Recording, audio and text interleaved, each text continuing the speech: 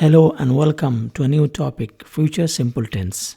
In this lesson, we will talk about a structure of future simple tense, examples, and usage. Lecture 11, Rule 1. Let's discuss about this topic. Structure of future simple tense in the affirmative or positive form of sentence. In every sentence, we have the subjects, but in future simple tense, we have to use either will or shall. After that, the root form of the verb, what we call first form of the verb, original form of the verb. We don't add d or ed, we don't add s or es, the base form of the verb as the verb originally exists. And then we have objects or other words. Here I would like to point out, you can use will or shall interchangeably, but in modern time, the use of will is more frequent than the use of shall. Shall was more in fashion in the past. So in this lesson, I will use the helping verb, or sometimes we call it modal verb, will all the time. If your subject is he, we can use will close. For any subject, we can use will or shall. The door. She will cook food. It will rain tomorrow. Similar noun like Tom, like David, like Ali, like Fatma, like Rani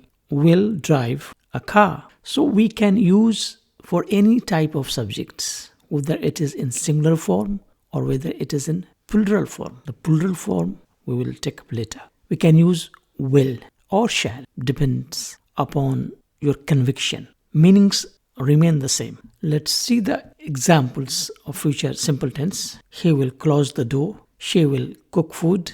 It will rain tomorrow. Tom will drive a car. We continue our discussion about the structure of future simple tense in the negative form of sentence. Like we have the subjects, we can use will not, or the short form is won't, or we can use shall not and the short form is shan't, plus the root form of the verb, base form of the verb, original form of the verb as it exists without adding ses or d or ed, that is to say the first form of, and then we have objects or other words. He won't close the door. She won't cook food.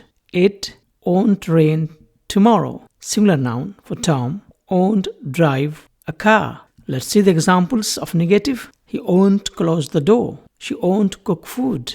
It won't rain tomorrow. Tom won't drive a car. We continue our discussion. Now, structure of future simple tense in the question or interrogative form of sentence. In this case, the use of will or shall comes first or before the subjects. And then we have the base form of the verb, what we call root form of it. And then we have objects or other words and the question mark, of course. How? Let's see. Will he close the door? Will she cook food? Will it rain tomorrow? Will Tom drive a car? Let's see the examples in the interrogative sentence. Will he close the door? Will she cook food? Will it rain tomorrow? Will Tom drive a car? Now we have the interrogative sentence with question words like why, when, how, where, what, who, and so on. Let's see the examples. Why will he close the door? How will she cook food? When will it rain tomorrow? Where will Tom drive a car? And now we talk about the usage of future simple tense. And the first point is to predict an action or event which happens in future. In other words, we can guess what will happen in future. We can imagine what is going to happen in future. Let's see the examples. He will go to London next week. She will finish cooking in an hour. Tom will meet his friend in the office. It will rain tomorrow. So what we notice in all these sentences that an action or event is going to take place in future.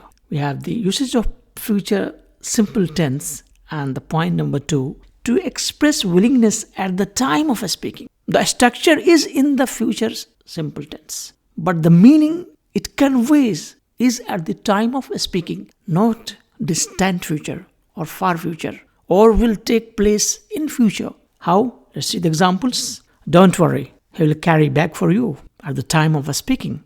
Be seated. I will open the window. Which size do you want? Medium or large?